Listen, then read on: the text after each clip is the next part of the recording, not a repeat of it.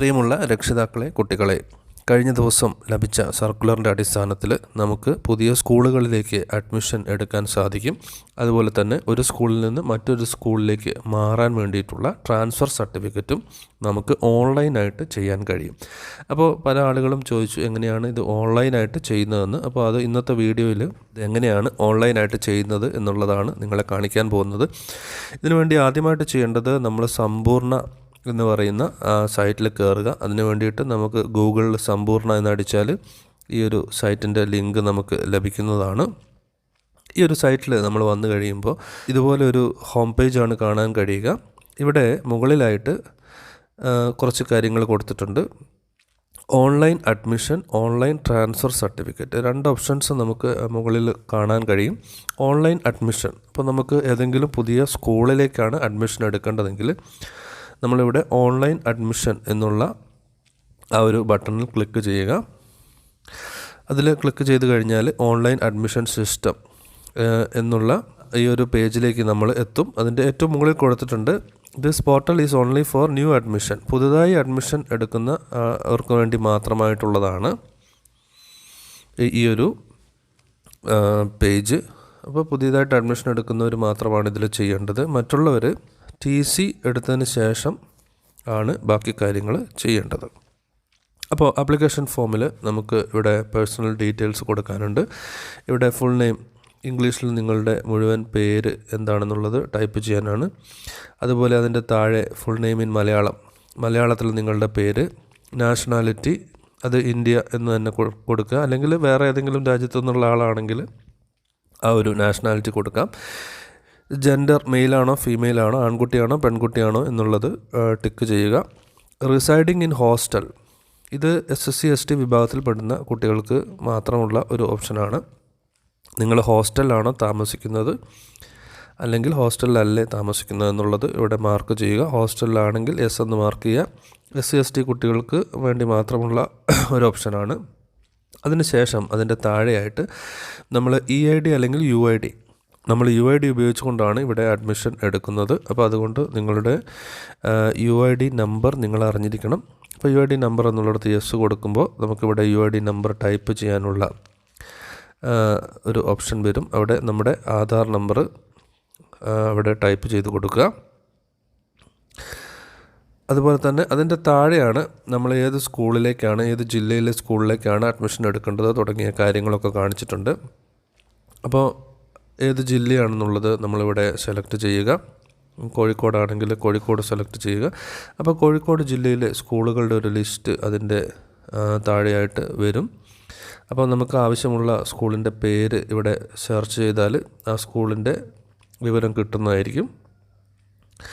അപ്പോൾ സ്കൂളിൻ്റെ പേര്, അതുപോലെ പഠിക്കാൻ ആഗ്രഹിക്കുന്ന ക്ലാസ്, ഡേറ്റ് ഓഫ് ബർത്ത് എഴുതുന്ന സമയത്ത് ശ്രദ്ധിക്കുക. ഡേറ്റ്, അതിനുശേഷം മാസം, അതിനുശേഷം വർഷം ഇവിടെ കൊടുത്തിരിക്കുന്ന ഫോർമാറ്റിൽ തന്നെ ടൈപ്പ് ചെയ്യുക. ജനിച്ച സ്ഥലം, ബ്ലഡ് ഗ്രൂപ്പ്, ഏത് റിലീജിയനാണ്, അതുപോലെ കാറ്റഗറി ഏതാണ് തുടങ്ങിയ കാര്യങ്ങളൊക്കെ കൃത്യമായിട്ട് കൊടുക്കുക. ജനറലാണോ, SC ST OBC OEC ഇങ്ങനെയുള്ള ഓപ്ഷൻസൊക്കെ ഉണ്ട്. പേരൻറ്റ് ഡീറ്റെയിൽസ് കൊടുക്കണം. നെയിം ഓഫ് മദർ, അമ്മയുടെ പേര് ഇംഗ്ലീഷിലും മലയാളത്തിലും എഴുതുക. ഗാർഡിയൻ ആരാണ്, ആളുടെ ഫാദറാണോ മദറാണോ അല്ലെങ്കിൽ വേറെ ആരെങ്കിലും ആണോ എന്നുള്ള കാര്യം അവിടെ കൊടുക്കുക. റിലേഷൻ വിത്ത് ദ ഗാർഡിയൻ, ഈ ഗാർഡിയൻ ആയിട്ടുള്ള വ്യക്തി നിങ്ങളുടെ ആരാണ്, ഫാദറാണോ മദറാണോ ആ കാര്യം അവിടെ കൊടുക്കുക. പേര് കൊടുക്കുക, ആ ഗാർഡിയൻ്റെ ജോലി, വാർഷിക വരുമാനം, ആനുവൽ ഇൻകം കൊടുക്കുക. APL ആണോ BPL ആണോ, ഇത്രയും കാര്യങ്ങൾ പൂരിപ്പിച്ചതിന് ശേഷം സേവ് ആൻഡ് കണ്ടിന്യൂ എന്നുള്ള ബട്ടൺ പ്രസ് ചെയ്യുക. അപ്പോൾ ഇത്രയും കാര്യങ്ങളാണ് നമ്മൾ പുതിയതായിട്ട് ഒരു അഡ്മിഷൻ എടുക്കുന്ന സമയത്ത് ചെയ്യേണ്ടത്. ഇനി ഇതിന് പകരം നമ്മളൊരു TC ആണ് അപേക്ഷിക്കുന്നതെങ്കിൽ ഇപ്പോൾ കുട്ടിയുടെ പേര് നമുക്ക് കൊടുത്തു നോക്കാം.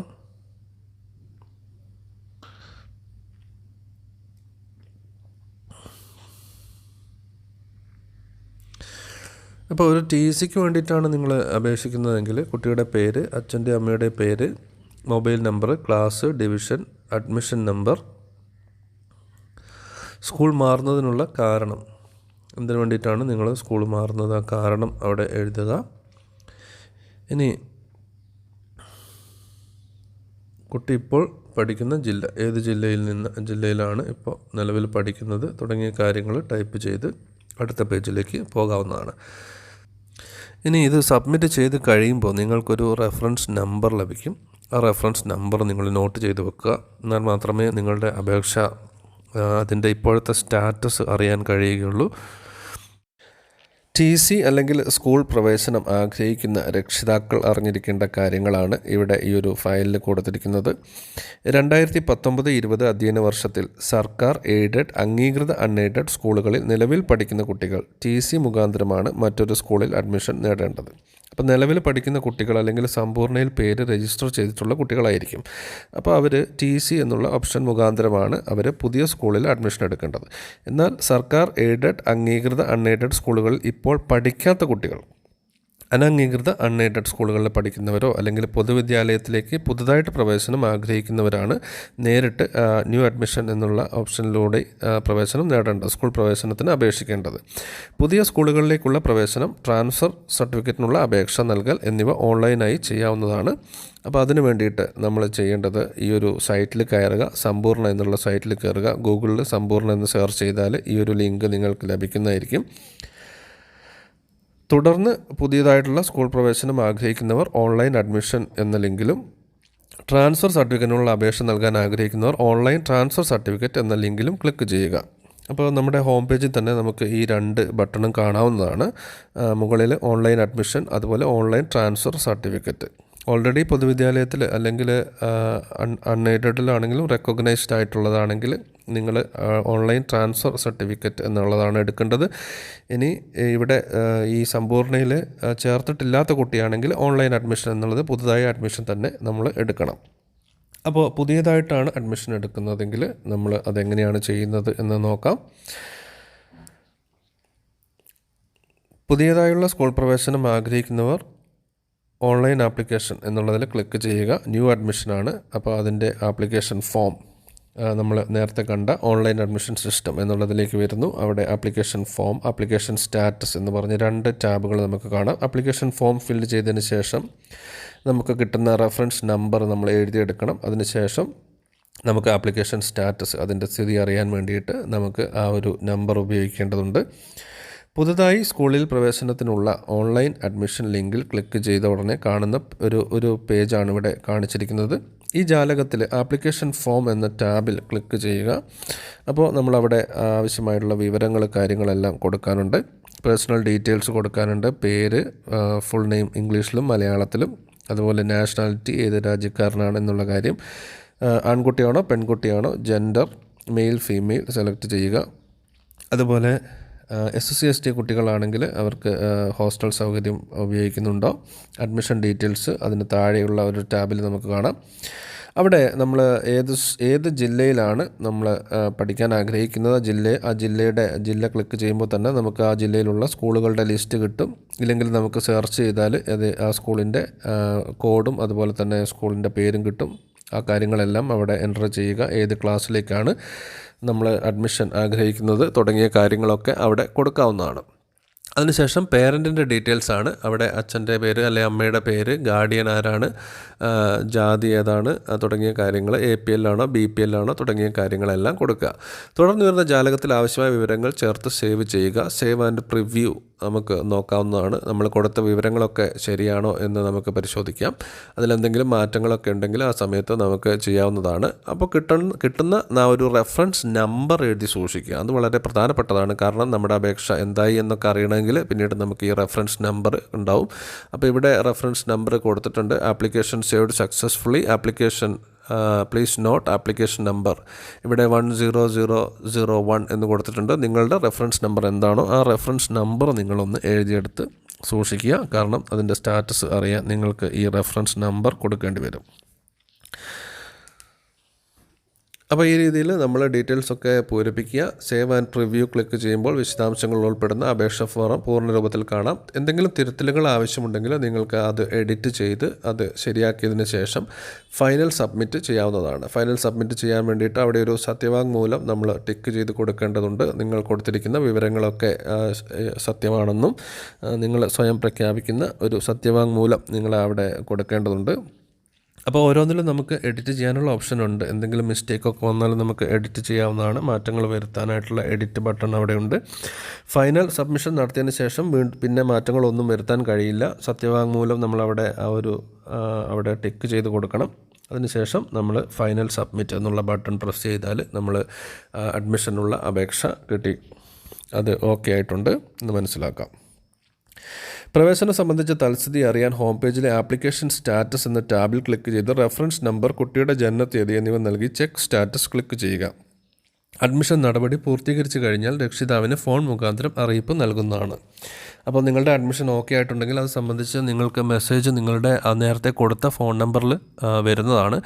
അതിൻ്റെ സ്റ്റാറ്റസ് അറിയാൻ നിങ്ങൾ ആപ്ലിക്കേഷൻ നമ്പറും അതുപോലെ ഡേറ്റ് ഓഫ് ബർത്തും കൊടുത്തു കഴിഞ്ഞാൽ നിങ്ങൾക്ക് ആ ഹോം പേജിലുള്ള സ്റ്റാറ്റസ് ബട്ടണിൽ കയറി കഴിഞ്ഞ് ഈ വിവരങ്ങൾ കൊടുത്താൽ അതിൻ്റെ ഇപ്പോഴത്തെ സ്ഥിതി എന്താണെന്നുള്ളത്, നമ്മുടെ അഡ്മിഷൻ ശരിയായോ അല്ലെങ്കിൽ റിജക്റ്റ് ചെയ്തോ അല്ലെങ്കിൽ പ്രോസസ്സിംഗ് ആണോ തുടങ്ങിയ വിവരങ്ങളൊക്കെ നമുക്ക് അറിയാൻ കഴിയും.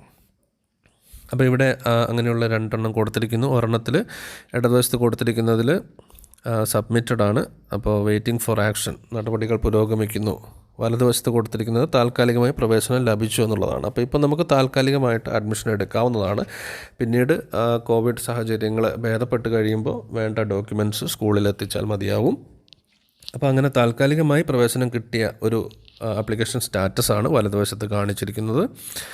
ഇനി ചിലപ്പോൾ ഒരു സ്കൂളിലെ അനുവദിച്ചിരിക്കുന്ന സീറ്റുകൾ മുഴുവനായി കഴിഞ്ഞാൽ ഒരുപക്ഷെ നിങ്ങളുടെ അപേക്ഷ നിരസിക്കാൻ സാധ്യതയുണ്ട്. അതാണ് താഴെ കൊടുത്തിരിക്കുന്നത്. അപേക്ഷ നിരസിച്ചു എന്നുള്ള ആ ഒരു സ്റ്റാറ്റസാണ് നമുക്ക് കാണാൻ കഴിയുക. അപ്പോൾ അങ്ങനെ വന്നു കഴിഞ്ഞാൽ നമ്മൾ വേറൊരു സ്കൂൾ സെലക്ട് ചെയ്ത് നമ്മളവിടെ അപേക്ഷ കൊടുക്കാവുന്നതാണ്. അപ്പോൾ ഈ കാര്യങ്ങൾ ശ്രദ്ധിക്കുക, പേരൻസ് ശ്രദ്ധിക്കുക അപേക്ഷ കൊടുക്കുന്ന സമയത്ത്. ഇനി നിങ്ങൾ നിലവിൽ സമ്പൂർണ്ണയിലുള്ള ഒരു കുട്ടിയാണ്, നിങ്ങൾ പഠന ആവശ്യത്തിന് വേണ്ടി സ്കൂൾ മാറുന്ന ഒരു അവസ്ഥയാണെങ്കിൽ നിങ്ങൾ ട്രാൻസ്ഫർ സർട്ടിഫിക്കറ്റ് ആണ് ചെയ്യേണ്ടത്.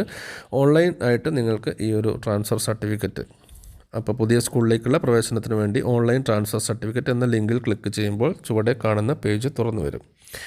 അപ്പോൾ നമ്മൾ ആ ഒരു ടാബിൽ ക്ലിക്ക് ചെയ്ത് കഴിയുമ്പോൾ നമ്മൾ ഈ ഒരു പേജിലേക്കാണ് എത്തുക. ഇവിടെ നമ്മുടെ ഡീറ്റെയിൽസ് കാര്യങ്ങളെല്ലാം കൊടുക്കണം. കുട്ടിയുടെ പേര്, അച്ഛൻ്റെ പേര്, അമ്മയുടെ പേര്, ഫോൺ നമ്പർ, അതുപോലെ ഇപ്പോൾ പഠിക്കുന്ന ക്ലാസ്, കഴിഞ്ഞ അധ്യയന വർഷം നിങ്ങൾ ഏത് ക്ലാസ്സിലാണ് പഠിച്ചത്, നിങ്ങൾ പഠിച്ച ഡിവിഷൻ ഏതാണ്, അതുപോലെ നിങ്ങൾ പഠിച്ച സ്കൂൾ ഏതാണ്, ഇനി പുതുതായിട്ട് ഏത് സ്കൂളിലേക്കാണ് നിങ്ങൾ മാറാൻ പോകുന്നത്, അങ്ങനെ ട്രാൻസ്ഫർ വാങ്ങുന്നതിൻ്റെ കാരണം എന്താണ്. അപ്പോൾ നിങ്ങൾ തുടർ പഠനത്തിനാണ് പോകുന്നതെങ്കിൽ ഫോർ ഹയർ സ്റ്റഡീസ് എന്ന് കൊടുത്താൽ മതിയാവും.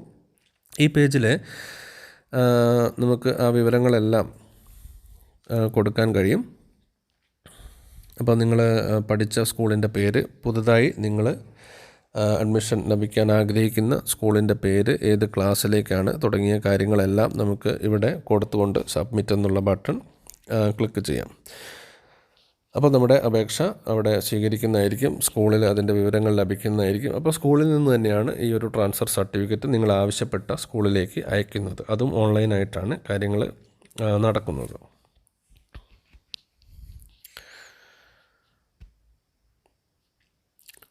തുടർന്ന് അപേക്ഷയുടെ തൽസ്ഥിതി അറിയാൻ ഹോം പേജിലെ ആപ്ലിക്കേഷൻ സ്റ്റാറ്റസ് എന്ന ടാബിൽ ക്ലിക്ക് ചെയ്ത് റെഫറൻസ് നമ്പറും മൊബൈൽ നമ്പറും നൽകി സമർപ്പിച്ചാൽ മതിയാവും. അപ്പോൾ നിങ്ങൾ ഈ രീതിയിൽ ടി സിക്കുള്ള അപേക്ഷ കൊടുത്തു, അതെന്തായി, അത് ടി സി അയച്ചോ തുടങ്ങിയ കാര്യങ്ങളൊക്കെ നിങ്ങൾ ഈ സ്റ്റാറ്റസ് എന്നുള്ള പേജ് വഴി അറിയാൻ കഴിയും. അതിന് നിങ്ങൾ നേരത്തെ ആ ഒരു റെഫറൻസ് നമ്പറും അതുപോലെ മൊബൈൽ നമ്പറും നൽകി നിങ്ങൾക്ക് പരിശോധിക്കാവുന്നതാണ്. അപ്പോൾ ഒരുപക്ഷെ നിങ്ങളുടെ ടി സി അതിൻ്റെ കാര്യങ്ങൾ പുരോഗമിക്കുന്നു, അല്ലെങ്കിൽ അത് ടി സി അയച്ചിട്ടുണ്ട് തുടങ്ങിയ വിവരങ്ങൾ, അല്ലെങ്കിൽ പുതിയ സ്കൂളിൽ സീറ്റ് ഫുള്ളായതുകൊണ്ട് നിങ്ങൾക്ക് അപേക്ഷ നിരസിക്കപ്പെട്ടു തുടങ്ങിയ കാര്യങ്ങളൊക്കെ ഇവിടെ കൊടുത്തിട്ടുണ്ട്. നിങ്ങളുടെ ടി സി വേണമെങ്കിൽ നിങ്ങൾക്ക് പ്രിൻ്റ് ചെയ്ത് എടുക്കുകയും ചെയ്യാം, അതിനുള്ള ഓപ്ഷനും ഇവിടെ കൊടുത്തിട്ടുണ്ട്. ഇവിടെ ആ ഒരു പ്രിൻ്റ് ചെയ്യാനുള്ള ആ PDF-ൻ്റെ ആ ഒരു ലിങ്കിൽ നമ്മൾ പ്രസ് ചെയ്യുകയാണെങ്കിൽ നിങ്ങൾക്ക് നിങ്ങളുടെ ടി സി ഫോം പ്രിൻ്റ് ഔട്ടായിട്ട് വേണമെങ്കിൽ എടുക്കുകയും ചെയ്യാവുന്നതാണ്. അപ്പോൾ ഇവിടെ ഇടതുവശത്ത് കൊടുത്തിരിക്കുന്ന വിൻഡോയിൽ നടപടികൾ പുരോഗമിക്കുന്നു എന്നാണ് പറഞ്ഞിരിക്കുന്നത്. രണ്ടാമത്തേൽ പുതിയ വിദ്യാലയത്തിലേക്ക് അയച്ചു, TC അയച്ചിട്ടുണ്ട്. അങ്ങനെ നമുക്ക് നമ്മുടെ അപേക്ഷയുടെ സ്റ്റാറ്റസ് നമുക്ക് കൃത്യമായിട്ട് അറിയാൻ കഴിയും. എന്നാൽ ചിലപ്പോൾ അവിടെ നമ്മുടെ അപേക്ഷ നിരസിച്ചിട്ടുണ്ടാവാം. അങ്ങനെയാണ് വരുന്നതെങ്കിൽ അത് ആ രീതിയിൽ നമുക്ക് സ്റ്റാറ്റസ് അറിയാം. അപ്പോൾ നമ്മൾ വേറൊരു സ്കൂളിലേക്ക് അപേക്ഷ കൊടുക്കാവുന്നതാണ്. മറ്റൊരു സ്കൂളിലേക്ക് നമുക്ക് അപേക്ഷ നൽകാൻ കഴിയും.